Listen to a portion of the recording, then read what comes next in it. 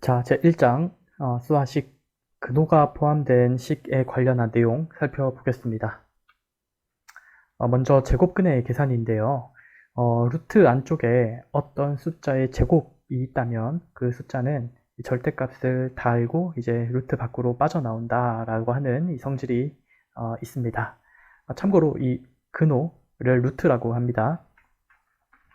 앞서 이 제곱근의 성질 파트에서 강의를 했는데요. 어떤 수를 제곱했을 때 예를 들어 뭐 3이 된다. 이때 이 제곱했을 때 3이 되는 이 동그라미를 3의 제곱근이라고 부르죠. 3의 제곱근. 그런데 이 3의 제곱근을 표시를 할 때 이 근호, 루트를 써서 표현한다고 했어요. 그런데 제곱근은 양의 제곱근과 음의 제곱근 이렇게 두 개가 있다라고 했었죠. 그래서 이 안쪽에는 제곱했을 때 나오는 숫자를 써줍니다. 그러니까 루트 3을 제곱을 하면 당연히 이제 3이 되겠죠. 이 정의에 따라서 쓴 거죠. 이 동그라미 제곱하면 3이 되는 것을 이렇게 쓰기로 했으니까 당연히 이거 제곱하면 3이 되는 것이죠. 그리고 음의 제곱근도 마찬가지. 음의 제곱근도 이 제곱을 하면 이 3이 된다라는 걸 알 수가 있어요. 이때 음의 제곱근이 3이 된다라고 하는 것은 잠시 지워두고요. 양의 제곱근이 제곱하면 3이 된다라고 하는 거 잠깐 살펴보겠습니다. 요것과 차이를 아시겠나요? 비슷한 듯 보이지만 조금 의미가 다른데요. 루트 어떤 숫자의 제곱은 얘는 당연히 a가 되는 거예요. 이건 이제 제곱근의 성질에 따라서 이제 쓴 거죠. 자, 다시 한번 살펴보면요. 루트 a라고 하는 건 a의 제곱근이에요. 더 정확히 말하면 양의 제곱근. 따라서 제곱을 하면 당연히 이 안쪽에 있는 a가 나오는 것이죠. 그런데 현재 여기에 나와 있는 것은요. 루트 안쪽에 숫자에다가 제곱이 붙어 있는 거예요. 그러니까 이것의 의미가 도대체 뭐냐 이렇게 지금 궁금하실 수 있을 텐데요. 자, 이건 이제 지우고요. 구체적인 숫자를 예로 들어서 설명을 해보겠습니다. 예를 들어서 3을 제곱하면 9가 되죠.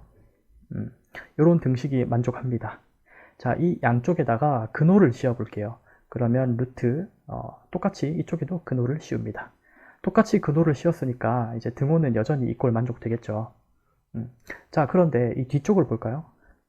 루트 9는 이게 3이라는 걸 알 수가 있죠.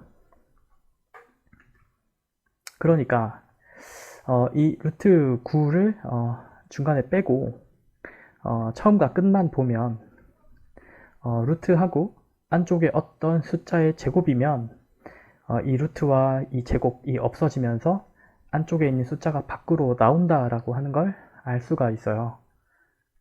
자, 그러면 이것만 이렇게 되는 것이 아니고요. 마이너스 3을 제곱한 것도 한번 볼까요? 마이너스 3을 제곱하면 얘도 이제 9죠. 양쪽에 루트를 씌워보면 자, 근호를 씌워봅니다. 루트 해보면 이 결과도 아까랑 마찬가지로 이제 3이 된다는 걸 알 수가 있어요. 자, 그러면 여기에서 이 중간 과정은 생략을 하고 이렇게 처음과 끝만 붙여서 생각을 해보면요. 이 루트와 제곱을 그냥 없애서 안쪽에 있는 숫자가 튀어나온다 라고 생각을 하면 모순이 생기죠. 여기도 마찬가지. 루트와 제곱을 없애고 안쪽에 있는 숫자가 그냥 튀어나온다 라고 하면 이쪽은 마이너스 3과 3이 같지가 않죠. 모순이 생겨버립니다. 자, 그렇기 때문에 이걸 어떻게 처리하냐면 여기다 이제 절대값을 씌워주는 거예요. 그러면 자, 이 안쪽에 있는 숫자를 그냥 튀어나오는 것이 아니라 절대값을 씌워서 처리를 해주게 되면 이 결과도 3으로 같아지겠죠.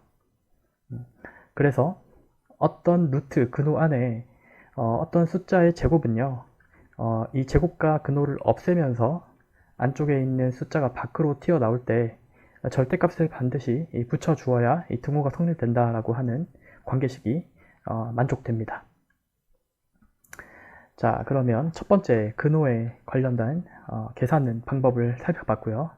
다음 두 번째, 루트 a 곱하기 루트 b는 루트 ab 각각의 제곱근끼리의 곱은 안쪽에 있는 숫자끼리 곱한 것의 제곱근, 루트를 붙인 것과 완전히 똑같다라는 성질이 있습니다. 자, 이것은 뭐 예를 들어서 2 곱하기 3 여기에 이제 루트 각각 이렇게 붙인 것을 생각해 볼게요. 자, 요거를 제곱했다라고 한번 생각해 볼까요? 요거를 이제 제곱을 하게 되면 지수 법칙에 따라서 루트 2의 제곱 곱하기 루트 3의 제곱이 되고요. 근호의 이제 성질인 거죠. 2의 제곱근을 제곱한 것은 2죠. 따라서 여기 2 그리고 3의 양의 제곱근을 제곱하면 3이 되는 것이죠. 곱하기 3. 그래서 이 결과는 이제 6이 될 거예요. 자, 그러니까 이 녀석 어떤 녀석을 제곱을 했더니 6이 나온대요. 그러면 이 안쪽에 있는 숫자를 뭐라고 할 수 있죠? 6의 제곱근이라고 할 수 있겠죠.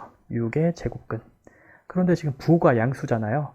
그래서 제곱근 중에서도 양의 제곱근이라고 할 수 있겠죠. 따라서 루트 6 이렇게 쓸 수 있다는 거죠. 그러니까 루트 2 곱하기 루트 3은 루트 6과 같구나 라는 걸 알 수가 있습니다. 비단 2와 3뿐만이 아니라 다른 모든 양수에 대해서도 이와 같은 관계가 성립하기 때문에 안쪽에 들어있는 수가 양수라면 루트를 합쳤다가 뗐다가 이렇게 분리했다가 합쳤다가 할 수가 있다라는 거예요.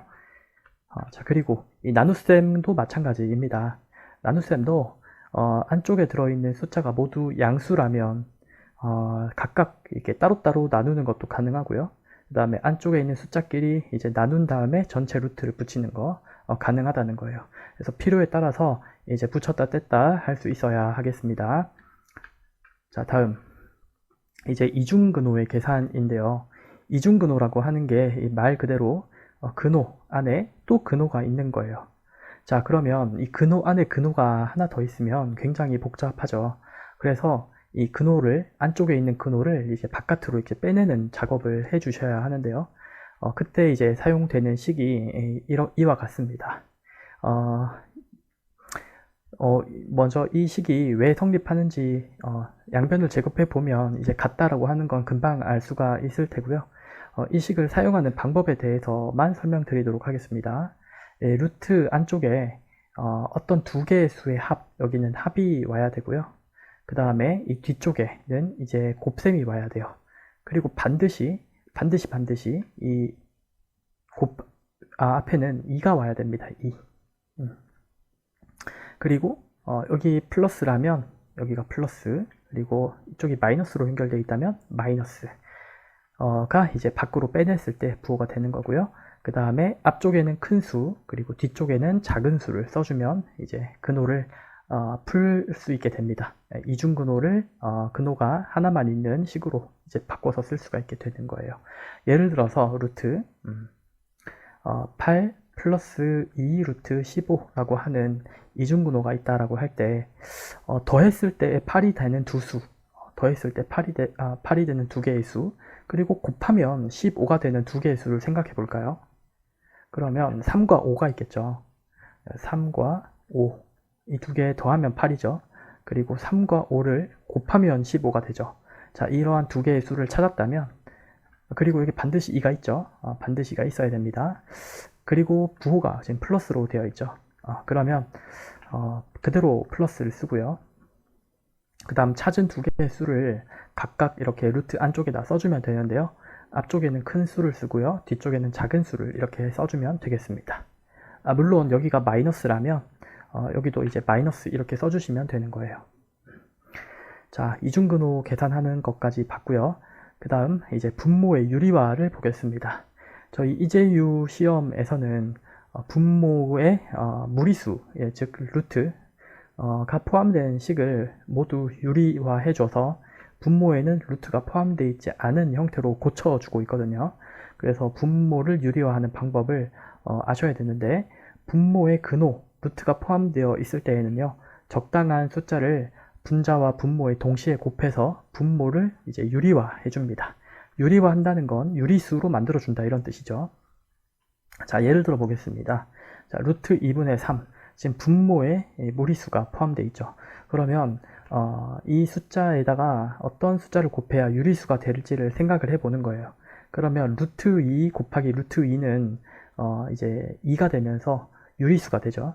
따라서 루트 2분의 3에다가 분자와 분모에 동시에 루트 2를 이렇게 곱해줍니다. 그러면 분모는 루트 2 곱하기 루트 2니까 루트 2의 제곱 2죠. 2분의 자, 분자는 3루트 2가 되는 거예요. 자, 여기에서 이제 분모만 보면 분모는 이제 유리수죠. 그래서 분모를 유리화한 겁니다. 자, 이러한 형태로 이제 답안을 작성하게끔 문제가 출제되기 때문에 반드시 분모 유리화하는 방법 알아두셔야 되고요. 일단 두 번째, 분모에 무리수가 있긴 한데요. 이제 루트가 이렇게 포함되어 있긴 한데 무리수와 무리수가 이렇게 덧셈이나 뺄셈의 형태로 되어 있는 경우에는 어떻게 해주면 되냐면요. 켤레의 수를 곱해줘요. 일본어로 쿄야크라고 하는데요. 켤레인 수를 곱해주게 되면 합차 공식을 이용해서 이 부분이 유리수로 바뀝니다.